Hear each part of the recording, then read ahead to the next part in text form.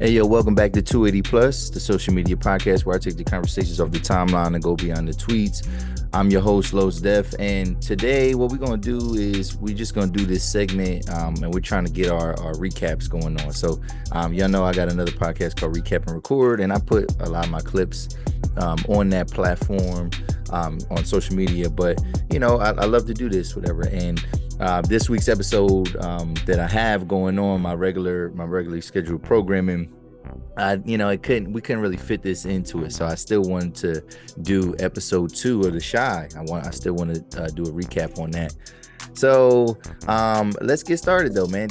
Are y'all caught up? Are y'all watching The Shy as it's playing out and everything like that? So when we think about this show, this episode was called Mo Douda Mo Problems, right? And as we've seen from episode 1, obviously they foreshadowing that Douda is just bad news, right? And the more that Emmett gets involved with him, the more that he takes from him, we all can see that this is not going to fare well, right? And I said in the last review or recap of episode 1, I said that I feel like Douda is probably trying to use Emmett to be the fall guy for something, right? And we don't know what that's going to be yet because, you know, he got beef with everybody. Like Douda, Otis, whatever you want to call him. He don't necessarily got one enemy. Like he could be enemies with anybody, right? So it's kind of tough to tell what exactly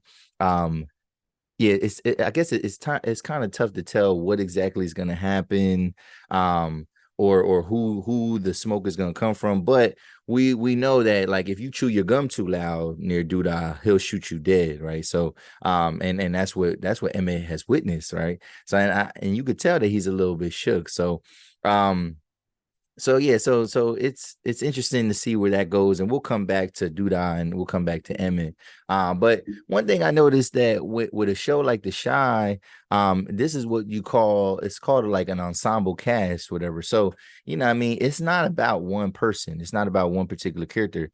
So when you watch a show like that, you gotta get used to not seeing certain characters on the screen, right? And that's kind of what we see.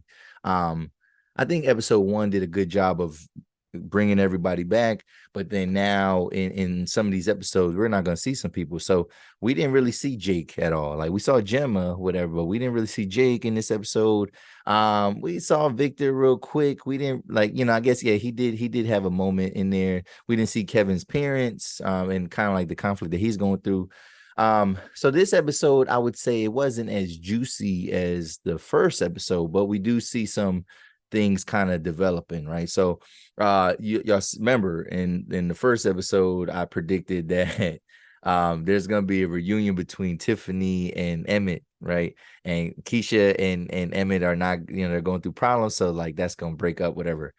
Well, so much for my prediction, because although right, we still believe that Emmett and Kiesha are not really happy. They're not really they're still having intimacy issues. Both relationships, right? We're talking about Rob and Tiffany, and then we talking about Emmett and Kiesha.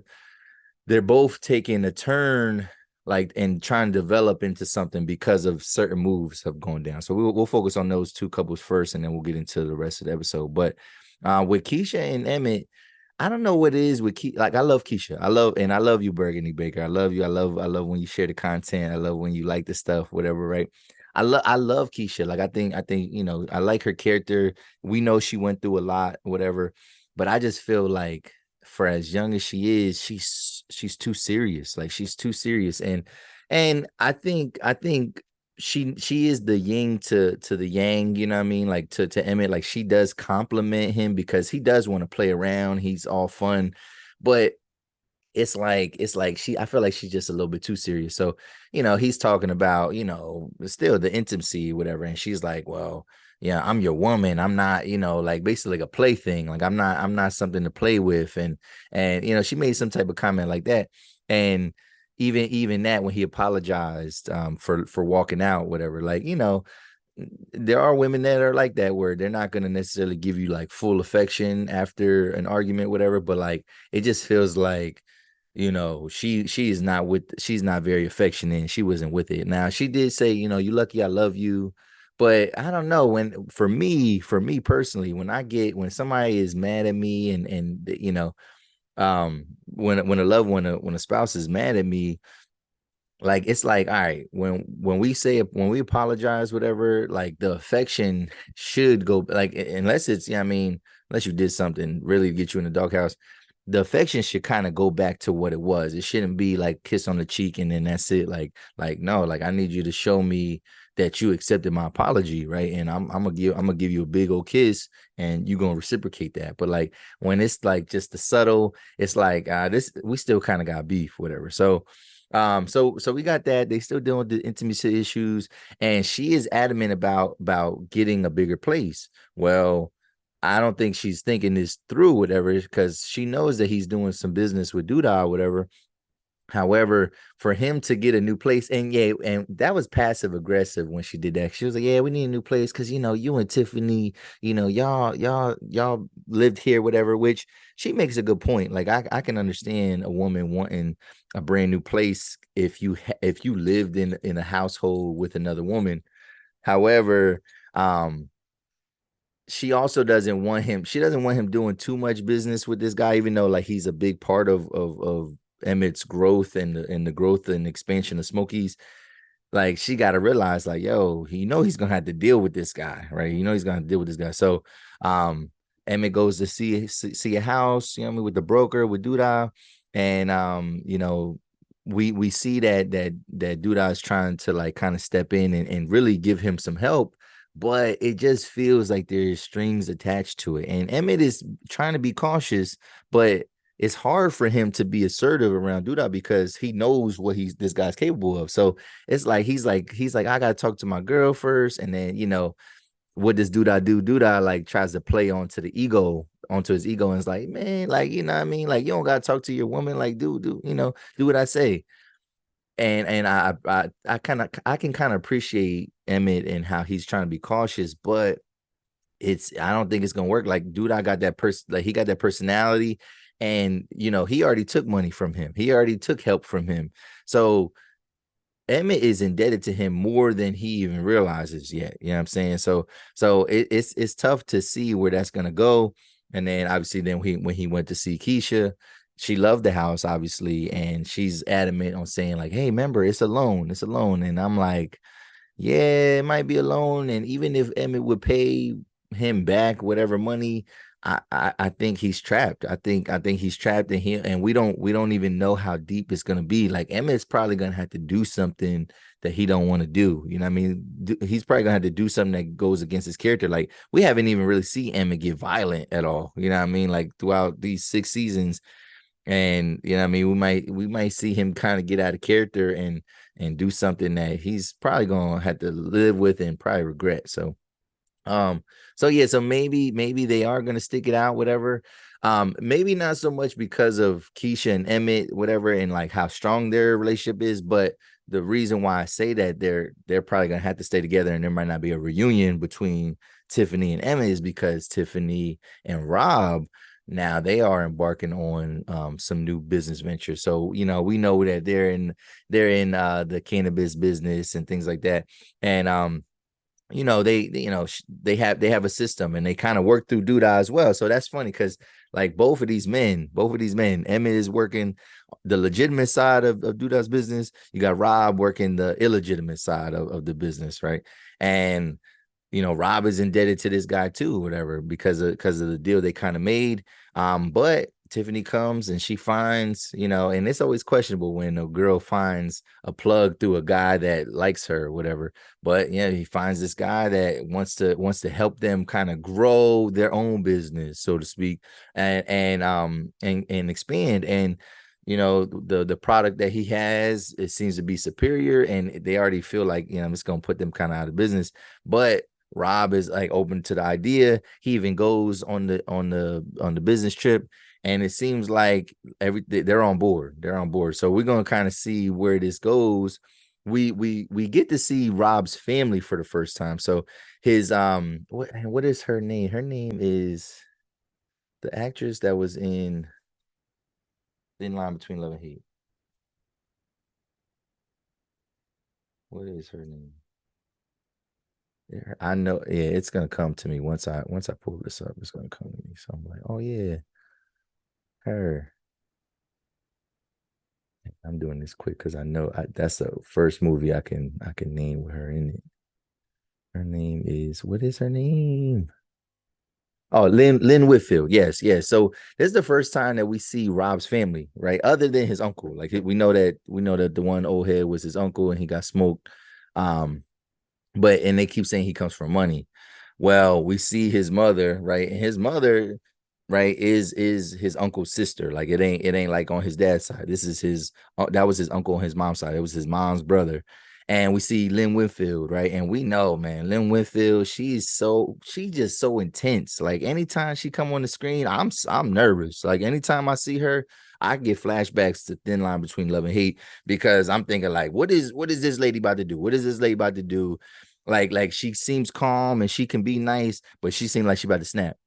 Well, we see her and we she has money. She comes from money because the uncle was supporting her, you know what I mean, and helped her kind of live and helped, you know what I mean, help Rob like live a certain lifestyle. He went to private schools and all that. We don't even necessarily know all that, whatever, but went to private schools and he asked his mom for 50 racks and it seemed like well he asked her for 50 racks, she was kind of reluctant, whatever, and then she says yes, but you know what she wants though, she wants Rob to not only find out who killed her brother, which is his uncle.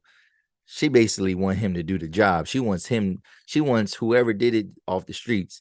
Now Rob doesn't know that it's actually Douda, but I'm wondering how that's gonna play out because the way that episode ends is basically his mom saying like, "All right, yeah, you're gonna have to do more.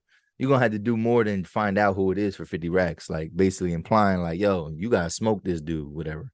So that's what I'm saying. Like this is gonna be crazy. Like this is just a small seed of where this is going, but it's like what's gonna happen? And like I said, you got Emmett on the legitimate side. He about to run into some issues. You got Rob on the illegitimate side, and I think you know what? Now you're right. It's probably not going to be a reunion between them, but I think we actually going to see Rob and Emmett join forward. At first, I thought they was going to be kind of maybe clashing a little bit, but nah, these guys gonna have to clash forces because Emmett's gonna be able to tell Rob like yo, I seen what he does, you know what I mean, whatever. And then Rob's gonna be investigating and putting it together. Emmett probably is gonna help him figure it out, like, yo, he killed your uncle. Like, even though Emmett doesn't know that, but yeah, so I know this is the last season. This is probably the season that we see the downfall of Douda finally. But who's gonna get hurt in the meantime? Because like the way these shows are, it ain't just somebody save the day. Somebody got to get hurt in place of somebody getting hurt. You know what I mean? So it's a good. I'm wondering where this goes with that. So I'm kind of nervous, but other than the two couples, the opposing couples, what else was going on this episode? Yeah, we see Kiesha, no, Miesha and Kevin. And you know what? They had a conversation and she was like, "Yo, you really trying to get back with me?" And I was thinking, like, wait up, when did they go together? And I was like, oh yeah, like in the very early seasons, maybe like season one, season two, I forgot that he did kind of go out with her, but I didn't take it when I watched it back in the day. I looked at it like she kind of forced him to be the boyfriend, whatever, like and he was trying to be nice to her, and I think he grew to enjoy being around her and like be friends with her, whatever. But I don't ever think that Kevin was really like interested in Miesha. It felt like she was like the, what I mean, the neighborhood, bully girl that like is going like, yo, you my boyfriend now. Like she basically made him her boyfriend, and he didn't really have too much say, whatever. But yeah, we see that they got a little something going on. And we see that she's performing for the first time since the shooting, since Gemma got shot. And we see Gemma, she being a little, she being real cold and calculated when it comes to like getting the money. And now, I think we're gonna see some clashes with that. Because Gemma, she has a strong personality, and she's believing that her role as a manager, she's making all these things happen for Miesha. Yeah, I mean, I think she does have a role in it, but the way she's kind of going about it is weird. Like she just snatched $200 out of her, I guess her 10%. So I'm like, damn. But when they said that, when she said like, oh, it's $200 short, and she was like, oh, I'll get my 10%. I was like, wait up, time out. Miesha got two racks to perform, like, and I'm like, yo, like that's what's up, like, you know what I mean? Like, now that's not like big dollars, whatever, but like I would think for a kid to perform for what you might be performing for half hour, I'm like, that's big money. You know what I'm saying? And she continues to get gigs, and I'm thinking like, I know a lot of rappers that ain't get 2 racks to ever perform anywhere. You know what I'm saying? I know a lot of grown people, grown local rappers and stuff like that never got 2 racks to perform. And to see this young girl do it, I'm like, man, is it because they in Chicago or what, or is it just a TV show? But Gemma, yeah, she's being a little sneaky, and she peeped the interaction with Kevin and Miesha, and she was not feeling that interaction at all. So like, it's tough to see where that's kind of headed. And is Gemma gonna let her jealousy kind of derail her relationship or friendship with Miesha? And I think she will. And I think her entitlement's gonna get in the way. And this is the most I've ever really, when I talk about this show, like the most I kind of focus on the kids. I just like seeing them in their coming of age stories. Papa getting more confidence, talking to this older girl.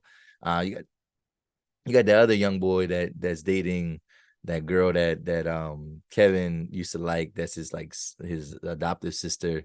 Yeah, we see them, whatever. But yeah, it's interesting to see. I can't wait to see how this kind of plays out. But like, yeah, Gemma, she always got like a chip on her shoulder, and she's always trying to one up somebody. So like, seeing Miesha get all this shine, and if she gets Kevin, for whatever reason, I think Jim is gonna be jealous of that. So that's that with them. Other than that, we got Rashad and Deja, and Rashad, man, he's just, he's trying to get in where he fits in, man. He's trying to make ends meet.